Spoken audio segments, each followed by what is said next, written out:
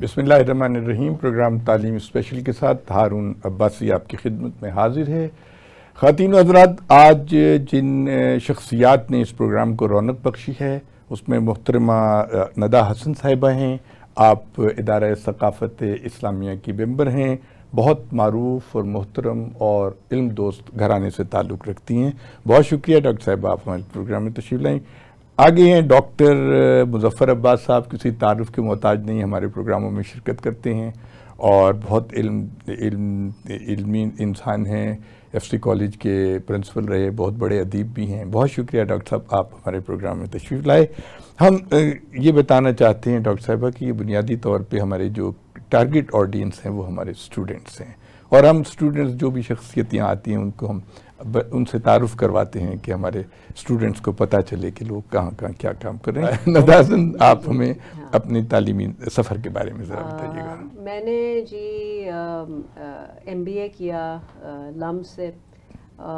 میرا جو بیچ تھا وہ 1988 کا پہلا بیچ لمز کا تھا، تو ہمیں یہی کہا جاتا تھا کہ ہم پائنیئرز ہیں. مارکیٹنگ میں کیا MBA کیا، اور اس کے بعد جو میرا سارا سفر رہا وہ بس آپ کہہ لیں جابس کرتے ہوئے ٹیکسٹائل میں، بائنگ ہاؤسز کو ہیڈ کرتے ہوئے، پاکستان کے جو بھی ٹیکسٹائلز کی ایکسپورٹ ہے اس میں میرا رہا رجحان. اچھا، یہ بتائیے ندیٰ کہ جو آپ کے تعلیمی سفر کی آپ نے بات کی ہے، تو آج سے چند سال پہلے جو ہے وہ کردار سازی پہ بہت زور دیا جاتا ہے. آپ کا اسکول اور کالج کے زمانہ کیسا گزرا؟ کون آپ کے رول ماڈل تھے؟ دیکھیں جی، میرا اسکول کا زمانہ تو میں نے کانوینٹ آف جیزس اینڈ میری سے میں نے پڑھا، اور وہاں پر سب سے پہلا پیریڈ ہوتا تھا مورلز کا بیسکلی. تو وہ آپ اسی سے اندازہ لگا لیں کہ کتنا ایک زور ایمفسس اس چیز پہ تھا.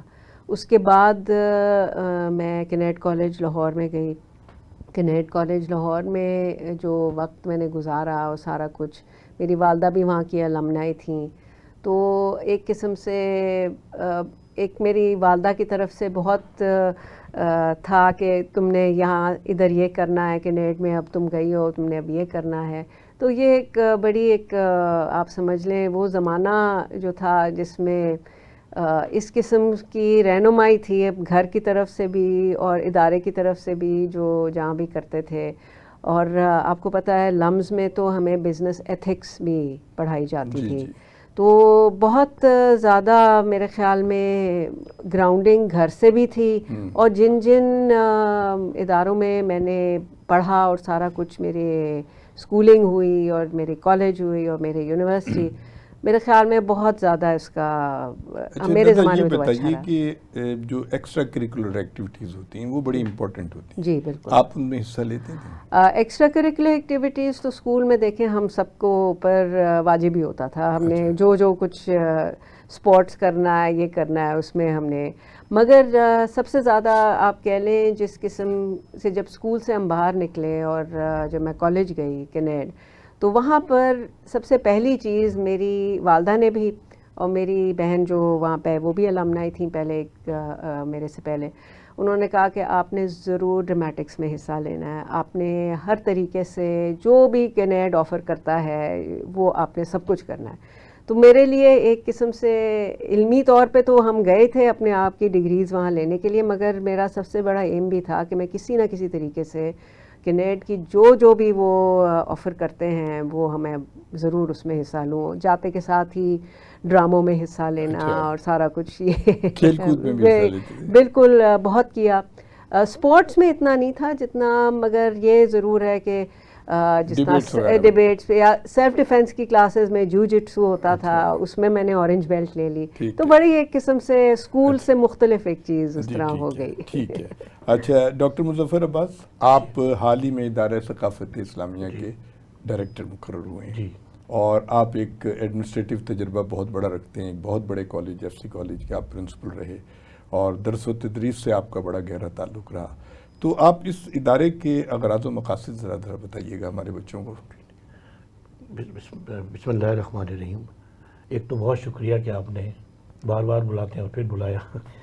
تو دوسری بات یہ کہ یہ میں نے آپ کو پہلے بھی ایک دفعہ انٹرویو میں کہا ہے کہ میں نے فیصلہ کیا تھا کہ میں جو آخری میری ایک جو مصروفیت تھی گجرات یونیورسٹی کے لاہور کیمپس کے ڈائریکٹر کی، اس کے بعد میں نے فیصلہ کیا تھا کہ اب میں کام نہیں کروں گا. جی. لیکن یہ اب جو ہمارے کے ادارہ جو اس ادارے کی کشش کچھ ایسی تھی، جی بالکل. اور خاص طور پر میڈم کی اور خلیفہ خاندان کی اور ڈاکٹر فرید صاحب ایک بڑا ہمارے گھرانہ ہے، ان کے بہت بڑا. عزیز ہیں، بے وہ شک. بھی ان لوگوں کی جب میں نے ان سے ملاقات کی تو مجھے لگا کہ یہ جگہ میرے لیے ہے. یہ آپ کے لیے ٹھیک ہے. اچھا، اور تعارف خلیفہ صاحب کا میرا بہت پرانا تھا. اچھا. ان کے جو نانا تھے خلیفہ جی جی. عبدالحکیم صاحب، جی. انتہائی پڑھے لکھے، جرمن سے پی ایچ بہت ڈی بڑے. ہائیڈلبرگ سے، بے شک. کہاں کہاں دنیا میں، امریکہ کی یونیورسٹی میں دیتے تھے لیکچر. میرا ان سے تعارف ڈاکٹر عبادت بریلوی نے کرایا تھا، میرے اچھا استاد نے. اچھا. انہوں نے مجھے کہا تھا کہ اگر تم نے اقبال کو پڑھنا ہے اور غالب کو پڑھنا ہے تو خلیفہ صاحب کی کتابیں پڑھو. واہ. اور وہ پنجاب پبلک یونیورسٹی لائبریری میں موجود تھی. آپ اس تو زمانے میں غربت کا اوریئنٹل زمانہ، کالج میں پڑھتے تھے؟ میں گورنمنٹ کالج میں اچھا، کر رہا اچھا، تھا. جب سے میں ان سے متعارف ہوں. Okay okay. اور پھر مجھے ڈاکٹر محمد باقر ہمارے پریسیڈنٹ باقر تھے. صاحب جی بڑے. باقر صاحب نے ایک دفعہ ایک لیکچر دیا تو اس میں انہوں نے خلیفہ صاحب کا ذکر کیا. اس دور میں وہ حیات تھے، نہیں حیات نہیں تھے، سوری میں 70s کی بات کروں، وہ فوت ہو چکے تھے. لیکن انہوں نے ذکر کیا کہ وہ خلیفہ صاحب جو ہے، انہوں نے لکھا بھی کہیں، شاید میں نے ابھی کسی کتاب میں ہی پڑھا ہے، انہوں نے کہا تھا کہ وہ ایک بتاتے تھے کہ کیسے لوگ ہوتے ہیں، ادارے کیسے بنتے ہیں. تو وہ میرے ایک دوست وہ تھے، وہ خلیفہ صاحب، وہ جب مرنے جس دن انتقال ہوا ہے اس دن بھی ادارے کی بات کر رہے تھے. اچھا، اس طرح یہ تعارف ہوا. پھر اس کے بعد میرے کچھ اسحاق بھٹی صاحب ہوتے تھے، پھر سراج منیر تھے، پھر اس طرح کے لوگ ہمارے دوست تھے، ہمارے حلقے میں تھے. تو یہ ادارہ اس ادارے سے تعلق تھا. پھر المعارف نکلتا تھا. تو پھر میں جب لیکچرر ہو گیا تو میں نے المعارف میں میرے مضمون چھپے. اچھا. تو ایک بہت بڑا ایک بیک گراؤنڈ تھی. تو میں نے اس ادارے کو سوچا کہ یہاں اگر کچھ کام کیا جائے. اور اس ادارے کا تعلق جو ہے وہ ہے اصل میں خلیفہ خاندان سے. ٹھیک ہے. اور سید بابر علی سے، جو ٹھیک ہے. یعنی فاؤنڈر، اس کے دونوں فاؤنڈر، ایک فاؤنڈر ڈائریکٹر اور ایک فاؤنڈر چیئرمین. ٹھیک ہے. اور ان کی محبتیں اور ان کی جو پاکستان کے ساتھ ایک تعلق Commitment اور ہے، اسلام اور بالکل، ثقافت کے ساتھ تعلق، اس نے ہاں. اس ادارے کو ایک لحاظ سے کھڑا کیا. اور 400 کتابیں چھپ چکی ہیں اب تک. اچھا. یہ کن موضوعات پہ ہوتی یہ ہیں؟ آپ سوچ نہیں سکتے، ملٹی ڈائمینشنل، اچھا. یعنی ثقافت، تصوف، اچھا، تصوف اسلام، بھی ہے. پاکستان، اچھا. دنیا کے آئین. اچھا. یعنی اب دیکھ رہے ہیں، یہ شیخ احسن کرام اس کے ڈائریکٹر رہے ہیں. ان کی کتاب آب کوثر، موج کوثر، رود کوثر ہمارے کورس میں شامل تھی، وہ ایم اے میں، اور ابھی بھی شامل ہے بہت سے کورسز میں. وہ ایسی کتاب ہے کہ اس سے آپ کو پوری بر صغیر کی اسلامی تاریخ آپ کے سامنے آ جاتی ہے. اور اس سے پری اسلامک ایج سے لے کر وہ موجودہ دور تک آ جاتے ہیں. آج کل کی جو تحریکیں ان کے دور میں تھی، سر سید تحریک یا اسلام کی آیا کی تحریک، نشت ثانیہ، یہ سارا. تو یہ کتابیں ان کا، اور انگریزی میں بھی ہیں، 70 کے قریب، 80 کے قریب انگریزی کتابیں بھی ہیں، اور ترجمے بھی ہیں. اچھا. گڈ. ادبی بھی ہے، ادبیات بھی ہے. اچھا. مثلا جیلانی کا عنوان کی کتاب ہے کہ فکری پاکستان کے فکری رویے. گڈ. کیا خوبصورت، میں نے بہت پہلے پڑھی تھی، ابھی اس ادارے نے چھاپی ہے. اچھا. تو اس کو آپ یہ کہہ سکتے ہیں کہ یہ ادارہ پاکستان نیا نیا بنا تھا، سن 50 میں قائم ہوا ہے، 48 میں 47 میں پاکستان بنا ہے. تو شروع کے کچھ لوگ تھے، حمید احمد خان تو شاگرد تھے خلیفہ صاحب کے، وائس چانسلر پنجاب یونیورسٹی، وہ شاگرد تھے ان کے عثمانیہ یونیورسٹی میں. تو عثمانیہ یونیورسٹی سے خلیفہ صاحب تشریف لائے، جی جی. اور بہت تھوڑے پیسوں پر، یعنی بہت برے حالات تھے اس زمانے، جیسے پاکستان بننے کے بعد لوگوں کے تھے. تو انہوں نے بہت تھوڑے سی رقم سے بہت جگہ لی، جمع اس کو شروع کیا، ادارہ بنایا، لوگ اکٹھے کیے. اور انہوں نے کہیں کہا ہے خلیفہ صاحب نے، اور ڈاکٹر باقر نے کا ایک انٹرویو ہے، انہوں نے کہا کہ میں نے پوچھا خلیفہ صاحب آپ نے اس کا نام اسلامک کلچر، اسلامک سینٹر کیوں نہیں رکھا؟ انہوں نے کہا اسلامک سینٹر تو محدود ہو جاتا، اسلامک کلچر کا مطلب ہے کہ وہ بہت بڑی پرسپیکٹو میں اسلام کو دیکھا جائے، بڑی ایک پین اسلامزم جو ہے. تو اس لیے میں نے یہ نام رکھا. اور انہوں نے کہا میرا کوئی کمال نہیں ہے، جیسے سر سید نے دارالمصنفین میں شبلی نے لوگ اکٹھے کیے تھے، تو میں نے لوگ اکٹھے کر لیے. یا ورشہ بلواروی ہوں، ایسے رحمان ڈائریکٹر رہے اس کے، ایس ایم اکرام ڈائریکٹر رہے، ایم ایم شریف ڈائریکٹر رہے، ایسے بڑی بڑی شخصیات تھیں. تو انہوں نے سب اکٹھے کر کے، اور پھر سید بابر علی کا خاندان یہ لمس کیا، جو آج کل واجد علی صاحب، بابر علی، سید بابر علی، سید واجد علی، یہ اس خاندان کی بڑی خدمات ہے علم تعلیم کے لیے. تو انہوں نے مل کر ایک ادارہ قائم کیا اور وہ آج تک الحمدللہ بہت اچھے طریقے سے چل رہا ہے. المعارف کا پہلے ثقافت نام تھا، پھر بعد میں 60s میں اس کو المعارف رکھا گیا. اور یہ ایک جسے کہتے ہیں ایک ایسا رسالہ ہے جو اتھارٹی رکھتا ہے ریسرچ میں. تو خلیفہ صاحب نے 3 چیزیں کی ہیں، دیٹ ایک ٹرائنگل ہے، ریسرچ، پاکستان اور اسلام. سبحان، بہت اچھی بات ہے. اچھا ندہ، ہمارے بچوں کو ذرا بتائیے، بڑے افسوس کی بات یہ ہے کہ اب کتب بینی جو ہے، کتابیں پڑھنے کا شوق ختم ہوتا جا رہا ہے دن بدن. تو آپ ذرا تھوڑی سی تفصیل، کیونکہ آپ کے نانا تھے اور آپ زیادہ بہتر طریقے سے بتا سکیں گی. خلیفہ صاحب کی بارے میں بتائیے، کس کس یونیورسٹی سے متعلق رہے، کتنی کتابیں لکھی، ان کے بارے میں ذرا. جی، خلیفہ صاحب کا یہ رہا کہ رجحان ان کا کیونکہ شروع دن سے فلسفے کی طرف اور روحانیت کی طرف تھا. بچپن میں میری والدہ بتایا کرتی تھیں کہ وہ کیونکہ ان کے والد خود جلدی فوت ہو گئے تھے، مگر ان کی جو والدہ تھیں انہوں نے کبھی پریشر نہیں کیا ان کو کہ وہ کریں، تو انہوں نے علم کی طرف ہی جانے دیا انہیں. جس طریقے سے ہم نے سنا ہے نا کہ یہ اسٹریٹ لیمپ کے نیچے رات کو پڑھا کرتے تھے، یہ اس زمانے کا ایک تھا، اتنا یعنی شغف تھا انہیں اپنے علم سے. تو کبھی بھی ان کو یہ نہیں کہا گیا کہ آپ جاب کریں یا کچھ. تو انہوں نے پوری محنت کر کے سینٹ اسٹیفنس کالج گئے، وہاں پر انہوں نے پورا ٹاپ کیا پورے پنجاب میں انہوں نے. پھر وہاں سے سینٹ اسٹیفنس کالج سے جب وہ واپس آئے تو کچھ فیملی کے لوگوں نے کہا کہ اب آپ ڈاکٹری کر لیں. تو انہوں نے میرے خیال میں کوئی چند ہی سیشنز وہاں پر لگائے ہوں گے، اور انہوں نے وہاں پر دیکھا کہ جی ایک ڈڈو کا ڈائسیکشن کیا جا رہا ہے. انہوں نے کہا لاہور والا قوت، یہ میں نہیں ہوں، میرا یہ کام نہیں ہے. تو مگر میری جو تھیں، ان کی جو والدہ تھیں، ان کو یہ سمجھ میں آ گیا، انہوں نے کبھی ان پہ دباؤ نہیں ڈالا. تو اس کے بعد جو ان کا سفر رہا جس میں ہائیڈلبرگ یونیورسٹی تک وہ گئے، انہوں نے اپنا پی ایچ ڈی کیا. اس سے پہلے وہ عثمانیہ یونیورسٹی میں قائم ہوئے as the founding member of یہ جو ان کا ڈپارٹمنٹ تھا فلاسفی کا. اور علامہ اقبال نے جو شروع میں وہ چاہ رہے تھے علامہ اقبال وہاں پر آئیں، مگر علامہ اقبال نہیں گئے، میرے نانا گئے. تو وہاں پر علامہ اقبال نے ایک ان کو خط بھیج دیا. انہوں نے کہا کہ آپ سمجھیں جس طرح میں ہی آ گیا ہوں یہاں پر. تو یعنی ان کی سوچ میں اتنی زیادہ مناسبت تھی ایک دوسرے کے.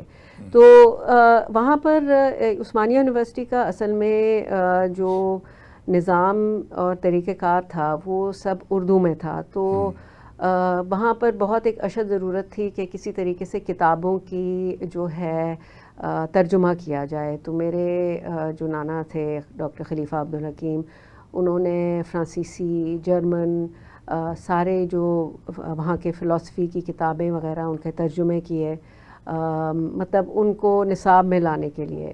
تو آپ سمجھ لیں کہ انہیں 4-5 کتابیں وہیں پر ترجمہ ہی کر ڈالیں. پھر وہیں سے ان کو موقع ملا کہ وہ ہائیڈلبرگ یونیورسٹی جائیں، پی ایچ ڈی کریں. انہوں نے پی ایچ ڈی کی، انہوں نے رومی کے اوپر پی ایچ ڈی کی. مطلب میں آپ کو جس طرح بتا رہی ہوں، ان کا تصوف سے بہت زیادہ لگاؤ تھا. اور جو جن کی ان کی تصانیف بعد میں بھی آپ دیکھیں تو اس کے اندر اسلام، سوشلزم، کمیونزم، ان کا موازنہ سب کچھ کیا. پھر انہوں نے علامہ اقبال پہ ایک کتاب لکھی، انہوں نے غالب پہ افکار غالب انہوں نے کیا. انہوں نے لاسٹ ان کی کتاب پروفٹ اینڈ ہز میسج تھی. تو مطلب آپ اس سے دیکھ لیں کہ ان کا لگاؤ کتنا زیادہ ایک تو اپنے دین کی طرف بہت زیادہ تھا، اور دین بھی، اور پھر تصوف بھی، اور پھر شاعری بھی، کیونکہ وہ شاعری بھی کیا کرتے تھے. انہوں نے ان کا ایک بیاض تھی، ہم نے وہ چھپوائی، اور ان کے شعر و شاعری بھی ان کے اس کے اندر. جی مظفر صاحب، بڑی ہمہ جہت شخصیت تھی ڈاکٹر خلیفہ عبدالحکیم صاحب کی. ابھی ندا بتا رہی تھیں کہ انہوں نے تصوف پہ بھی ان کو خصوص اور جہاں تک ہم جانتے ہیں کہ رومی سے وہ بہت متاثر تھے علامہ اقبال کی طرح، تو وہ آپ اس کے بارے میں ذرا بچوں کو رومی سے بتائیے۔ اتنے متاثر تھے کہ ان کے خاندان میں نے پڑھا ہے، خلیفہ صاحب کے خاندان میں رومی سے فعال یعنی کلام رومی سے، کلیات رومی سے فعال نکالتے تھے۔ حافظ شیرازی، سوری حافظ سے، حافظ سے، کلام حافظ سے، وہ زمانے میں رواج بھی تھا حافظ سے نکالتے، ویری سوری، ہاں رومی پہ تو انہوں نے پی ایچ ڈی کی ہے، حافظ سے انہوں نے فعال نکالتے تھے۔ اور جو ان کی والدہ تھی ڈاکٹر رفیہ حسین، انہوں نے ذکر نہیں کیا، وہ بانی چیئرپرسن تھیں پنجاب یونیورسٹی میں شعبہ سائیکالوجی کی، نفسیات کی۔ اور مجھے یہ یاد ہے، میں یونیورسٹی میگزین کیا کرتا تھا جب میں پڑھتا تھا ایم اے میں، تو میں پروفیسروں کو بلاتا تھا، خواجہ غلام صادق تھے فلسفے کے، تو ان کی والدہ بھی آتی تھی میں انہیں پروگرام میں لاتا تھا، وہ ہم بیٹھتے، ان سے کسی ٹاپک پہ لیکچر ہوتا تھا، پھر 3-4 اسٹوڈنٹس ان سے سوال کرتے تھے، تو میں ماڈریٹر ہوتا تھا کمپیئر، اور مجھے 20 روپے ملتے تھے، اور وہ 80 روپے میرے لیے ایسے ہوتے تھے، بادشاہی تھی میری، یعنی 68-70 کی بات کر رہا ہوں۔ تو یہ آیا کرتی تھی اور انہی کی طرح تھی، پڑھی لکھی، بہت سوبر تھی اور بڑی، اور وہ یعنی انہوں نے کہیں واقعہ لکھا کہ جب وہ جانے لگے کراچی آخری وقت میں خلیفہ صاحب، اور اس کے بعد واپس نہیں آئے، ممتاز صاحب کے دفتر میں ان کا انتقال ہوا، وہاں ڈاکٹر باقی بھی موجود تھے، وہ سارے قصے موجود ہیں۔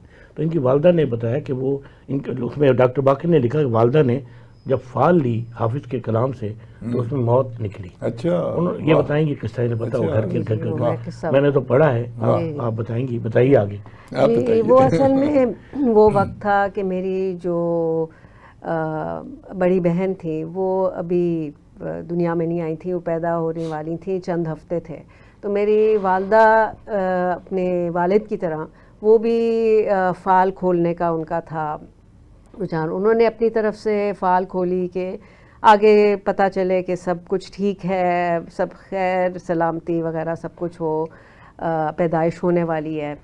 تو اس فال میں کیونکہ یہ حافظ کا ایسا ہے کہ جو آپ سوال پوچھ رہے ہیں نا بعض دفعہ اس کا جواب نہیں ملتا، جی ہاں بالکل، تو جو ان کو میسج ملا وہ یہی تھا کہ اب مطلب اب جو موت آ رہی ہے اور اس کا بس اگلے جہان کا آپ خیال رکھو، اور سارا کچھ اس طرح تھا۔ تو وہ میری ذرا والدہ تھی نا، اس چیز کے اوپر تھوڑی انہیں تشویش سی ہوئی، مگر میری جو بڑی بہن تھیں وہ 6 فروری کو ان کی پیدائش ہوئی، تو 29 جنوری کو ان کے والد یعنی ڈاکٹر خلیفہ عبدالحکیم کی وفات کراچی میں، وہ گئے ہوئے تھے، اور وہاں پر ایک بہت بڑا سمپوزیم سیمینار ہو رہا تھا، وہاں پر انہوں نے اپنے لیکچرز بھی دینے تھے، اور وہاں پر انہوں نے ایک خاتون تھیں، وہ تھیں میرے خیال میں جوئش تھیں یا کیا، تو انہوں نے کچھ نازیبا الفاظ استعمال کیے آن حضرت کے لیے، تو ان کو الجھن سی کافی محسوس ہوئی، تو وہ لنچ بریک میں گئے، یہ نیشنل بینک کے وہ اس وقت ہیڈ تھے ممتاز حسن صاحب، ان کے دوست بھی تھے اور رفیق بھی، تو وہاں ان کے دفتر میں گئے اور ذرا پریشان تھے، اور بس وہیں پر صوفے پہ انہوں نے لمبی تانی اور تھوڑی چند ایک انہوں نے گفتگو کی، بات کی، اور پھر وہ فوت ہو گئے۔ تو یعنی ایک قسم سے آپ سمجھ لیں کہ بس آپ بات کر رہے ہیں نا کہ وہ ان کا، کیونکہ خلیفہ صاحب خود بھی جو ہیں وہ فعال کھولنے کے بہت عادی تھے، انہوں نے کوئی میجر کوئی اپنے لائف میں کوئی ڈیسیجن ہو یا کچھ ہو، وہ ہر وقت فعال کھولا کرتے تھے۔ استخارہ وغیرہ بھی یہ فعال آپ سمجھ لیں ایک بڑی یہ ایک ایرانی لوگ تو بہت سمجھتے ہیں، یہ حافظ شیرازی کی تو پوئٹری ہے نا وہ ساری، اس کے وہ اب آپ بس کھولا کرتے تھے کہ حافظ بتائے گا کہ کرنا ہے کہ کیا ہے، تو اس میں کبھی انہوں نے اس طرح کی فعال بھی نکالی کہ عثمانیہ یونیورسٹی سے انہوں نے ان کو ایک آفر آئی تھی، سری نگر میں ایک کالج تھا امر سنگھ کالج، اس کے پرنسپل شپ کی، جس کی پہلے پرنسپل ایم ڈی تاثیر صاحب تھے۔ تو انہوں نے فعال کھولی، اور فعال میں کچھ ایسا سا تھا کہ آپ کو چنار جو ہیں وہ آپ کے منتظر ہیں، آپ کو وہ ویلکم کرنے آ رہے ہیں، تو وہ چنار تو ایک کشمیر میں ہی کا درخت ہے نا، تو پھر انہوں نے کہا یہ تو بہت بڑا ایک سائن ہے کہ میں ضرور جاؤں. تو وہ گئے. اسی طرح جب وہاں سے واپسی کرنی تھی 47 میں، کیونکہ یہاں پر اب پارٹیشن ہو گیا تھا، کشمیر اس وقت تک میں وہاں پر مسئلہ ابھی شروع نہیں ہوا تھا، مگر انہوں نے فال پھر کھولی اور اس میں بھی کہا کہ چنار کو آگ لگنے والی ہے، جو آپ نے یہ پشمینہ پہنا ہے اس کو پھینکو اور یہاں سے نکلو. مطلب اتنا زیادہ ایگزیکٹ وہ چیزوں سے تھا ان کا. تو یہ بس ہے کہ مولانا روم سے، اور اسی طرح کسی مولانا روم ہو گئے، حافظ شیرازی ہو گئے، یہ سب ان کے گائیڈز تھے، مینٹرز تھے. جی بالکل ٹھیک. تو ہر طریقے سے میرے خیال میں انہوں نے جس طرح اپنا تھیسس بھی جو لکھا دا میٹا فزکس آف رومی، تشبیہ، اور پھر اس کا اردو بھی انہوں نے ترجمہ وغیرہ کیا. تو یہ تصوف، فلسفی بہت جی. ڈاکٹر صاحب، ڈاکٹر مظفر صاحب، کتنی عجیب بات ہے کہ ایک شخص اپنی زندگی میں اتنی زبانیں سیکھ لیں، یعنی اردو، فارسی، جرمن، انگلش، ساری زبانیں انہیں آتی تھی اور اس پہ پورا ملکہ حاصل تھا. فرینچ بھی تھوڑی دیکھیے. اچھا فرینچ بھی آتی تھی، پنجابی، ترجمہ کیا. پنجابی تو خیر، اردو، پنجابی، ترجمہ کیا ہے انہوں نے. کشمیری بھی آتی ہوگی. کشمیری نہیں میں کہہ سکتی، مگر یہ ہے کہ Urdu, Angrezi, Farsi, German, French and of course Punjab سے پنجابی تو ہے. ہندی آلسو، ہندی کیونکہ انہوں نے بھگوت گیتا کا منظوم ترجمہ کیا. جو آپ کیسے کر سکتے ہیں؟ جی جو اس وقت کے جو تھے نا واجپئی صاحب، وہاں پر انڈیا میں سب سے پہلے اس کا لانچ ہوا اس کتاب کا. تو واجپئی صاحب نے بلایا باقاعدہ میری والدہ کو، یہ 1990s کی بات ہے، اس میں باقاعدگی سے وہ کیا گیا. اچھا، تو وہاں وہ تشریف لے گئی تھیں آپ کی والدہ؟ جی تشریف لے گئے. کوئی ایوارڈ وہاں پر ایک فنکشن کیا گیا تھا ان کے جو راشٹرپتی بھون کہتے ہیں یا کیا وہاں، تو ادھر بک لانچ ہوا تھا. جی ٹھیک ہے. جی خواتین و حضرات، آپ گفتگو سن رہے ہیں محترمہ ندیٰ حسن صاحبہ کی اور ڈاکٹر مظفر عباس صاحب کی. خلیفہ عبدالحکیم صاحب کے بارے میں بہت انفارمیٹو باتیں ہو رہی ہیں. ایک وقفے کے بعد دوبارہ حاضر ہوتے ہیں. جی خواتین و حضرات، آپ گفتگو سن رہے ہیں ڈاکٹر مظفر عباس صاحب کی اور ندیٰ حسن صاحبہ کی. ان دونوں نے ہمیں یہ بتایا کہ خلیفہ عبدالحکیم صاحب کتنی زبانوں پہ عبور رکھتے تھے. ندیٰ، آپ یہ بتائیے کہ چلیے اردو، انگلش اور پنجابی اور فارسی تو تقریباً ہمارے بر صغیر میں عام فہم زبان ہے، کوئی اتنی مشکل بات نہیں ہے، لیکن خلیفہ صاحب نے جرمن لینگویج میں بھی عبور حاصل کیا، اس کے بارے میں ذرا بتائیے. جی ایک تو میں نے بتایا نا، جب وہ عثمانیہ یونیورسٹی میں تھے اور وہاں کا جو نصاب تھا وہ نئے سرے سے انہوں نے کرنا تھا، تو وہ اردو میں ترجمے کے ساتھ کتابیں وہاں شائع ہونی تھیں. تو جو بھی فلسفے، یعنی جرمن فلسفے کی کتابیں یا فرانسیسی فلسفے کی کتابیں، یہ انہوں نے وہیں بیٹھ کے سیکھیں. اور اس زمانے میں تو اس طرح کے کورسز، لیسنز وغیرہ جس طرح ملتے ہیں وہ نہیں تھے.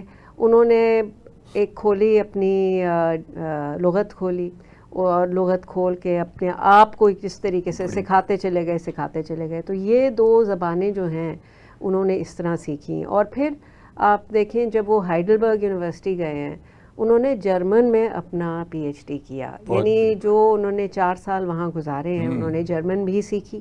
جرمن سیکھنے کے بعد انہوں نے ایک پی ایچ ڈی کا تھیسس وہاں پر جرمن میں دیا.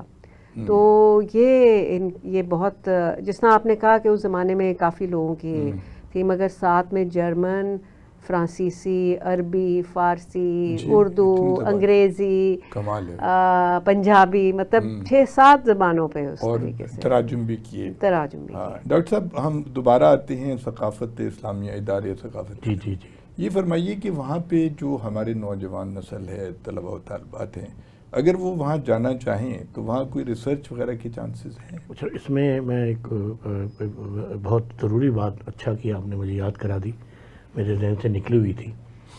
میں خود اس چیز کا قائل ہوں کہ ادارے بنتے ہیں تو ان کو چھپ کر نہیں رہنا چاہیے، انہیں چھپنا چاہیے. جی بالکل. چھپنا نہیں، چھپنا چاہیے. تو میں نے پہلے یعنی جب میں آیا تو میں نے سب سے پہلے یہ سوچا کہ کیسے ایک رابطہ نئی نسل سے کیا جائے. تو میں نے یہاں یونیورسٹی میں مختلف میرے طالب علم ہیں، ان کی ایک میٹنگ بلائی. ابھی کوئی ہفتہ مجھے جوائن کیے ہوئے، کوئی میرا خیال 3 ہفتے ہو گئے ہوں گے یا شاید مہینہ ہونے والا ہوگا. تو میں نے پچھلے ہفتے سے گزشتہ ہفتے ایک میٹنگ بلائی، اور اس میں وہ اتفاق ہے کہ اس وقت مختلف یونیورسٹی میں میرے student head of the department ہیں 2-3، ایف سی کالج میں بھی اور ادھر کینیڈ میں بھی میرے جو ہیڈ ہیں وہ میرے یعنی میرا تعلق ہے ان سے. تو میں نے بلایا، ان سے میں نے مشورہ کیا. تو پھر طے یہ کیا کہ میں ایک تو خلیفہ عبدالحکیم کی خواہش تھی کہ لیکچر کے ذریعے بات سیمینارز ہوں. ہمارے مقاصد میں لکھا ہوا ہے کتابیں چھاپنا، سیمینار کرانا، نئی نسل سے تعلق پیدا کرنا، کتابوں کے ذریعے، سیمینارز کے ذریعے، تقریروں کے ذریعے اور ذاتی رابطوں کے ذریعے. تو میں نے اب یہ پلاننگ کی ہے کہ بڑے لیکچر تو 2 یا 1 ہوں گے ہر سال، لیکن اس کے ساتھ ایک مکالمہ کے عنوان سے ہر مہینے میں 2 دفعہ ہم ایک بڑا لیکچر کرائیں گے، اور اس میں اسٹوڈنٹس کو بلائیں گے، کبھی کسی یونیورسٹی کے، کبھی کسی. ہمارے پاس ہے ہمارے اپنے ادارے میں کوئی 30-40 بچوں کے بیٹھنے کی گنجائش ہے ہماری لائبریری میں. تو وہاں ہم کریں گے، لیکچر ہوگا. اور اس سلسلے کے پہلے لیکچر اپریل کے دوسرے ہفتے میں، اس لیکچر 12 اپریل کو ایک ہے، اس کے بعد 22-23 کو میں نے پلان کیا ہے. ڈاکٹر تبسم کاشمیری کو بلائیں گے، اور اس میں ایک یعنی F C college, Punjab university, garrison college university اور دیگر یونیورسٹیز ہیں ان کے طالب علم جو سلیکٹڈ طالب علم، اور ان کو کہا ہی جائے گا کہ ان کو لائبریری دکھائی جائے گی. اور پھر اس میں دوسرا اس کا حصہ یہ ہے کہ ان کو اس لائبریری کا ممبر بنایا جائے گا فری آف کاسٹ. وہ جب چاہے ہماری لائبریری میں آئے، کیونکہ اتنی کتابیں ہیں کہ وہاں بیٹھ کر 4-10 PhDs ہو سکتی ہیں ہر سبجیکٹ پہ، یعنی کوئی ایک سبجیکٹ نہیں. میں اس دن سوچ رہا تھا کہ قائد اعظم لائبریری میں گیا اس دن ایک سلسلے میں، سارے PhD اسکالر، اسسٹ وغیرہ. تو میں نے کہا کیوں نہ ہم اپنے ادارے میں ان کو موقع دیں. اور یہ کتابیں بھی بہت اہم کتابیں ہیں، کچھ کم نہیں ہیں. پاکستان کے حوالے سے، اسلام کے حوالے سے، تصوف، مختلف مذاہب، بین المذاہب جو آپس میں مکاشفے ہیں وہ سارے. تو انشاءاللہ کوشش کر رہے ہیں کہ کسی طرح ہم ان تک پہنچیں. اور یہ انشاءاللہ اگر چل پڑا سلسلہ تو ادارہ بھی باہر ایک متعارف ہو جائے گا، اور بچوں کو بھی فائدہ ہوگا، اور خلیفہ صاحب کی روح بھی خوش ہوگی. اور میں سمجھتا ہوں آپ یہ فرمائیے کہ خلیفہ صاحب جو تھے وہ، جیسے کہ آپ ابھی فرما رہی تھیں کہ ڈیسائی صاحب نے بلوایا آپ کی امی کو، کیونکہ خلیفہ صاحب انٹرفیتھ ہارمونی پہ بہت یقین رکھتے تھے. اور یہی وجہ ہے کہ جو بالکل یعنی ہندوؤں کے بارے میں ہمارا یہ تصور ہوتا ہے کہ ہمارے بہت بڑے دشمن ہیں، لیکن ان کی سروجنی نائیڈو سے بھی بہت اچھے تعلقات تھے. نہرو بھی ان کو پسند کرتے، جو اس دور کے بڑے لوگ تھے سب میں وہ ایک مقبول انسان تھے. تو یہ ہمارے نوجوانوں کے لیے بھی ایک قسم ایک پیغام ہے. اس پہ آپ ذرا گفتگو کیجیے. جی بالکل. ان کا تو شروع دن سے یہی تھا کہ اسلام کی جو روح اور اسپرٹ ہے وہ پورے دنیا کا، مطلب ایک ریلیجن پوری دنیا کا ہے، پین اسلام اس زمانے میں. تو انہوں نے بہت زیادہ اس کے اوپر محنت کی. پورے لیکچر ٹورز پہ US گئے. انہوں نے مختلف یونیورسٹیز، نوٹر دام یونیورسٹی، انڈیانا یونیورسٹی وغیرہ، یہ سب وہاں جا کے لیکچرز، آگاہی دی کہ ہم اسلام ہے کیا، پاکستان کیا ہے، کس وجہ سے بنا یہ، وہ کیونکہ اسلام سے تو بہت اس کا گہرا تعلق ہے نا.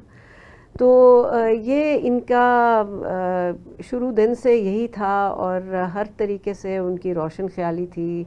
میں نے آپ کو ابھی پیچھے بتایا کہ میری والدہ جو ہیں وہ ہارورڈ یونیورسٹی فل برائٹ اسکالرشپ پہ گئی تھیں 1952 پہ، اور اس وقت ان کی شادی نہیں ہوئی تھی. مگر میرے جو نانا تھے انہوں نے اس چیز کو کچھ غلط نہیں سمجھا اور کہا کہ نہیں وہ ضرور جائیں، کیونکہ ان کو اپنی والدہ، میری جو والدہ ہیں ان کے اوپر پورا ٹوٹل فیتھ تھا کہ وہ کچھ ایسی بات نہیں ہوگی. تو میری والدہ گئیں اور ہارورڈ یونیورسٹی میں انہوں نے M.Ed کیا ان سائیکالوجی.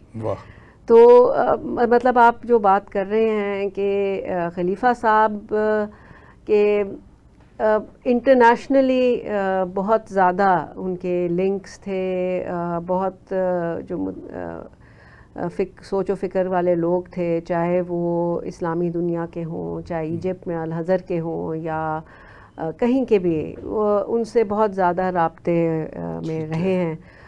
کچھ ایسے بھی تھے کہ ریڈیو آسٹریلیا کے بھی میں نے کچھ کہیں پڑھا تھا، اس کے ساتھ بھی ان کا رابطہ تھا، وہاں بھی وہ اپنے جو لیکچرز ہیں ریڈیو پہ ان کے ہوا کرتے تھے، BBC پہ بھی ہوا کرتے تھے۔ تو یعنی یہ ایک آپ سمجھ لیجئے ان کا ایک بہت بڑا میسج یہ تھا کہ اسلام کا جو صحیح نقشہ ہے وہ سافٹ، اسلام کو میں سافٹ امیج نہیں کہوں گی، اصل امیج جو اس کی ہے، اسلام جو ہے وہ ہر طریقے سے دین فطرت ہے، تو اس میں وہ چیز لوگوں کو نہیں معلوم تھی، تو وہ سارا ان کا یہی مقصد ہی یہی تھا کہ کسی طریقے سے پوری صرف پاکستان میں نہیں پوری دنیا میں آگاہی ہو کہ یہ کس قسم کا یہ ہے۔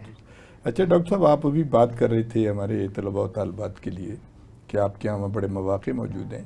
آج کل سوشل میڈیا جو ہے اس پہ بڑی خرافات چل رہی ہیں اور بچوں کی دماغ خراب کر رہے ہیں یہ، تو آپ کا ادارہ جو ہے اگر وہ چاہے تو سوشل میڈیا سے بہت فائدہ اٹھا سکتا ہے۔ اس پہ آپ اگر پرانے لیکچر یا مطلب جیسے خلیفہ صاحب کے مضامین ہیں یا ان کے ٹرانسلیشنز وغیرہ ہیں، تو وہ ساری چیزیں اگر اس میں آپ کریں تو میرا خیال ہے بچوں تک یہ ہے ہارون بھائی کہ مجھ سے آنے پہلے ان کے بعد میڈم اس کو لک آفٹر کر رہی تھی جی ادارے کو، کوئی میرا 1.5 سوا نہیں میں تو 6-8 مہینے سے انہیں 12 انہوں نے شروع کیا ہوا ہے کام۔ اچھا، ویب سائٹ بھی بن رہی ہے جی اور اس میں مارکیٹنگ بھی ہم رکھ رہے ہیں، مارکیٹنگ آن لائن ہو، کتابیں اتنی ایسی کتابیں جن کا پتہ ہی نہیں، اور آپ کے پاس ٹھیک ہے سوشل میڈیا پہ اگر آئیں گی تو لوگ خریدیں گے، دیکھیں گے، تو ابھی تک ہم بالکل ایک محدود تھے، تو یہ اس طرف اس سمت میں کام ہو رہا ہے، اور بچوں سے بھی ہم ایک ویب سائٹ میں یعنی ان سے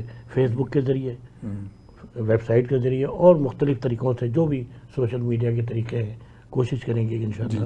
اب پہلے بھی ہے تھوڑا بہت، لیکن اب اس کو اور وسیع کریں گے، واضح طور پہ واضح کریں گے۔ ٹھیک ہے۔ اچھا نتا، پہلے تو خلیفہ صاحب پہ بہت پروگرام ہوا کرتے تھے ادارے میں، اب آپ کی والدہ نے بہت اس میں ایکٹیو رول تھا ان کا، اب کیا صورتحال ہے؟ اب بھی ہوتے ہیں؟ جی بالکل، یہ میری والدہ تو 19 آپ سمجھ لیں 70s سے اس چیز میں انوالو رہی ہیں۔ شروع میں لیکچرز جو تھے ان کی ذرا نوعیت مختلف تھی، 3-4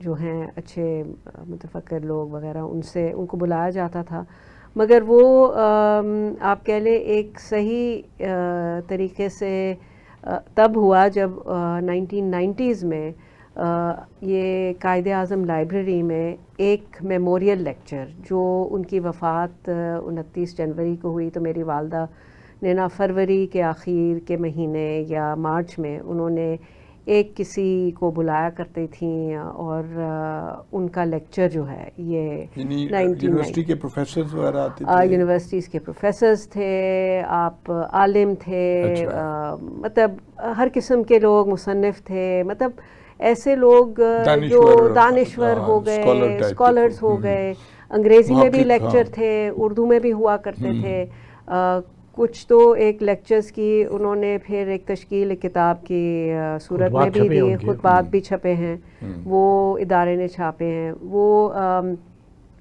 تفصیل پوری نہیں ہے مگر جتنے بھی ہمارے پاس آ گئے وہ ہم نے چھپوا دیے۔ تو یہ آپ کہہ لیں 1990s سے صحیح طریقے سے اس کو ایک میموریل لیکچر کے نام پہ جو آپ مجلس آپ کہہ لیں وہاں ہوا کرتی تھی، اور وہ اب ایک میرے خیال میں صرف 1 سال شاید نہ ہوئی ہو پچھلے سال، مگر اس کے پہلے جب کووڈ ہوا تھا تب بھی میرے خیال میں کوئی آپ سمجھ لیں کوئی ایک بریک نہیں ہم نے آنے دیا، مگر وہ ہم اس کو قائد اعظم لائبریری میں نہیں رکھ سکے کیونکہ وہاں پر ہمیں بس وہی ڈر تھا کہ وہ جو ایک کووڈ کا ایک زمانہ تھا کہ ایک بہت بڑا مجمع نہیں ہونا چاہیے، تو ہم نے اس کو ادارے میں ہی کیا. مگر اس سال انشاءاللہ میرے خیال میں 12 اپریل کو اگلے ہاں عید کے فوراً اگلے آپ کہہ لیں ہفتے بعد 12 اپریل کو طے ہو گیا. کون لوگ آ رہے ہیں اس میں؟ آپ نے کس کو انوائٹ کیا؟ ہم نے جی بیرسٹر اعتزاز حسن صاحب کو ہم نے کہا ہے کہ وہ آئیں اپنا لیکچر دیں. ٹھیک ہے. تو انشاءاللہ ہم چاہیں گے جتنے بھی لوگ آ سکیں ضرور اسے اٹینڈ کریں. اچھا ڈاکٹر، کسی بھی ادارے کے لیے فنڈنگ بہت ضروری ہوتی ہے، اور یہ بڑا ہمارا المیہ ہے کہ ہمارے ملک میں تعلیم اور اس کے اوپر بالکل فنڈز مہیا نہیں کیے جاتے. آپ کا ادارہ جو ہے وہ کس طریقے سے سروائیو کر رہا ہے؟ یہ اس میں فنڈنگ ہوتی رہی ہے، مطلب میں یہ نہیں کہوں گا، بہت اچھی فنڈنگ ہوتی رہی ہے. وہ جو ہے اکیڈمی آف لیٹرز اس کی طرف سے فنڈز ملتے تھے کتابیں چھاپنے کے لیے، پنجاب گورنمنٹ کی انفارمیشن ڈپارٹمنٹ. لیکن اب چونکہ اوور آل ملک کی صورتحال جو بجٹ کی ہے اس حساب سے فنڈنگ ظاہر کم ہوئی ہے. لیکن ہمارے بورڈ آف ڈائریکٹرز کے جو ممبرز ہیں انہوں نے وہ مطلب بڑی کوشش کرا کے وہ، یعنی ادارہ کوئی اپنے پیروں پہ ہے، کھڑا ہوا ہے، کوئی مسئلہ نہیں ہے. لیکن وہ فنڈنگ جو پہلے بہت سی کتابیں چھپتی تھیں ظاہر ہے وہ کم چھپیں گی. بہت سے سیمینارز ہوتے تھے، 10 ہوتے تھے تو 5 ہوں گے. وہ تو اوور آل ملک کی صورتحال ہی ایسی ہے. اللہ کرے ہمارے حالات یعنی اچھے ہوں، بجٹ اچھا ہو ملک کا، تو اس کو ادارے کو بھی فنڈنگ اچھی ہو جائے گی. تو میں تو مایوس نہیں ہوں، میں تو کبھی زندگی میں مایوس نہیں ہوا. میں اگر فنڈنگ نہیں بھی ہے ادارے چلتے رہتے ہیں، وہ اللہ چلاتا ہے. اور دوسری بات ہے کہ یہ جو ہمارا بورڈ ہے اور ہمارے جو چیئرمین شاہد حسن صاحب ہیں، یہ بڑے یعنی انتھیوزیاسٹک ہیں. ان کے مطلب یہ ممبر ہیں، ان کا ایک محبت ہے خلیفہ صاحب سے. اچھا جو چیئرمین ہیں ان کو اپنے والد سے ظاہر محبت ہے، ان کے والد حیات چیئرمین تھے. تو اب یہ سسٹم ایسا بن گیا اس ادارے میں، کمی نہیں ہوتی ہے، اور یہ چلتا ہی رہتا ہے. اور مجھے امید ہے کہ آئندہ اور آگے چلے گا. جو پچھلے جو ہمارے حالات ہیں اس سے بہتر ہوتے جائیں گے، اور ملک کے بھی انشاءاللہ حالات بہتر ہوں گے. تو کوئی ایسا فنڈنگ کا ایسا مسئلہ فی الحال نہیں ہے. ٹھیک ہے. ندا، یہ کیونکہ پروگرام ہم جو کرتے ہیں بچوں کی تعلیم کے لیے کرتے ہیں، آپ نے MBA کیا اور آپ مارکیٹنگ میں بھی رہی ہیں، آپ نے بہت جو مشہور برانڈز ہیں اس میں بھی کام کیا ہے. وہ بچوں کو ذرا گائیڈ کریں کہ MBA جو کرتے ہیں وہ مارکیٹنگ کا کیا، ان کا سکوپ کیا ہے پاکستان؟ دیکھیں مارکیٹنگ کا سکوپ تو بہت پاکستان میں ہر چیز کا سکوپ ہے، کیونکہ یہ ابھی ملک ابھی بھی اب بڑھ رہا ہے، ڈیولپ ہو رہا ہے. تو میرے خیال میں میرا جو میسیج یہ ہے کہ جو بھی نئے نسل آ رہی ہے اس کو MBA وغیرہ ضرور کرے، علم کی ضرور اس نے کرنی ہے، مگر یہ بھی ساتھ میں سوچے کہ کس طریقے سے. ضروری نہیں ہے آپ انتظار کریں کہ آپ کو جاب ملے، آپ کسی بڑی ملٹی نیشنل میں جائیں. نہیں، میرے خیال میں اب یہ وقت آ گیا ہے کہ سب کوئی سوچے کہ میں خود اپنا کوئی کام جو ہے اپنے پیروں پہ کھڑا ہوں، خود کوئی کام کرے.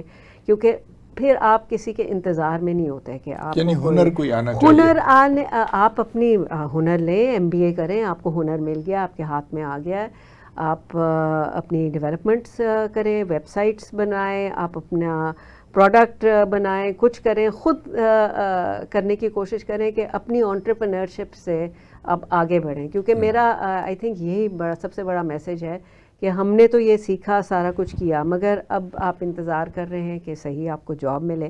شاید آپ کو وہ نہ ہو، مگر آپ اگر خود اپنے پیروں پہ کھڑے ہوں گے، اپنا خود ایفرٹ کریں گے، اور میرے خیال میں آپ یہ اتنی بڑی مارکیٹ ہے پاکستان، مطلب آپ خود دیکھ لیں ہماری پاپولیشن کتنی بڑی ہے، اتنی بڑی مارکیٹ ہے. تو کوئی چیز کرے، وہ ان سے فائدہ لے. ہر کوئی میرے خیال میں کوئی نہ کوئی یہاں سے بڑے اچھے پیسے بنا سکتا ہے. اچھا. اور بنا رہے ہیں لوگ. بنا رہے ہیں. آپ بہت عرصے درس و تدریس سے اور نوجوانوں کے ساتھ آپ کا سارا وقت گزرا ہے. اب جیسے کہ ندا فرما رہی ہیں کہ کوئی ہنر آنا چاہیے اور آپ یہاں بیٹھ کے بھی بہت کچھ کر سکتے ہیں، لیکن کتنا بڑا المیہ ہے کہ اس سال 10 لاکھ بچے نہیں داخل نہیں ہوں گے، جی چھوڑ کے چلے گئے. کیونکہ یہ مایوسی جو بچوں میں فرسٹریشن ہے، اس کے بارے میں آپ فرمائیے کہ ہم کیا ہو گیا. یعنی بچے بہت پریشان ہیں جب وہ سوشل میڈیا دیکھتے ہیں، اس پہ فرقہ واریت ہے اور کچھ فضولیات ہیں وغیرہ وغیرہ ہے، اور مطلب یہ کہ کوئی گائیڈنس نہیں ہے. تو آپ اس سلسلے میں کس کا رول ہونا چاہیے؟ ماں باپ کا یا اساتذہ کا یا ہمارے پولیٹیشینس کا یا ایڈمنسٹریشن، کس کا ہونا چاہیے؟ دیکھیں بات یہ بنیادی طور پر والدین کا، ٹھیک، میرے نزدیک تو بنیادی تربیت، بنیادی طور پہ گھر ٹھیک سے ہے، تربیت ہوتی ہے. اس کے بعد پھر جب باہر جاتا ہے تو استاد ملتا ہے اسے. ٹھیک ہے. تو جیسا استاد ہوگا ویسے. میں اب آپ کو صحیح بتاؤں کہ یہ جو آج کل یہ بھی بات ہو رہی تھی آپ کے دفتر میں کہ یہ 60s تک 70s تک سارا معاملہ جی بالکل ٹھیک رہا. پھر اس کے جی بعد جی. ڈاؤن. اس کی وجہ یہ کہ 70s سے پہلے والدین کا رول بہت زیادہ تھا، اور جو 70s کے بعد آہستہ آہستہ والدین کا رول کم ہوتا گیا ہے. مثلاً آپ دیکھیں کہ مجھے یاد ہے کہ جوائنٹ فیملی سسٹم ہوتا تھا. ہم تایا سے ڈرتے تھے، والد سے تو الگ چیز ہے. یعنی گھر میں ایک بزرگ ہوتے تھے، ان سے لوگ ڈرتے تھے. مجھے میرے تایا نے داخل کرایا تھا اسکول میں. باپ تو اتنا رول نہ کرے تو تایا کرتا تھا، جو اس گھر کا بڑا ہوتا تھا. دادا زندہ ہے تو وہ کرتا تھا. اب یہ بتا رہی تھی مس ندا کہ وہ ان کے نانا کا رول تھا بہت زبردست. اس زمانے میں ایک ان میریڈ لڑکی کو ملک سے باہر امریکہ بھیج دیا. یہ اب وہ نہ بھیجتے اگر کہتے میں نہیں جاتا. جیسے وہ تو بہت روشن دماغ بات یہ ہے نہیں، روشن دماغ جب تک والدین نہیں ہوں گے. مثلا میں آپ کو مثال دیتا ہوں ابھی، اور میں مایوس نہیں ہوں. آپ کو پتہ ہے آپ آئے ہوئے ہیں وہاں ہرسکھ میں میرے پاس. جی بالکل. خواجہ صاحب کے ادارے میں. تو میں وہاں 6-7 سال سے ان کے ساتھ ہوں. میں نے وہاں دیکھا ہے کہ ایک ایسے گھر کا بچہ جن کے والد کو انگوٹھے کے علاوہ کچھ نہیں ہے، کوئی پڑھائی نہیں، اپلے تھاپنی ہیں ان کی مائیں، ان کے والد کسان ہیں. وہ بچے لمس پہنچ گئے. اس سال جو رزلٹ آئے، پچھلے سال ہمارے بچے لمس میں، ہوم اکنامکس یونیورسٹی میں، پنجاب یونیورسٹی میں، اور کنیڈ کالج یونیورسٹی میں. یعنی وہ بچے جن کے گھر میں الف بیگ بھی نہیں ہے، لیکن وہ تربیت استادوں کی وہاں سسٹم ایسا ہر سکھ میں انہوں نے آ کر ان کا سارا آل ٹوگیدر ان کا وہ کیریورا ہی بدل گیا. تو یہ تربیت بڑی ضروری ہے، چاہے والدین دیں یا استاد دیں. جی بالکل ٹھیک ہے. جی خواتین حضرات، کیونکہ وقت ختم ہو رہا ہے، ہم بہت شکر گزار ہیں محترمہ ندیٰ حسن صاحبہ کے، جناب ڈاکٹر مظفر صاحب کے. بہت انفارمیٹیو باتیں کی. آج ہمارے طلباء و طالبات نے کو پتہ چلا ہوگا کہ خلیفہ عبدالحکیم کتنی بڑی شخصیت تھے، اور انہوں نے اپنی ساری زندگی جو تھی وہ تعلیم پہ صرف کی، اور اسلام کی خدمت کی، زبانوں کی خدمت کی. بہت بڑی شخصیت تھے. میں آپ لوگوں سے اجازت چاہوں گا. اللہ حافظ.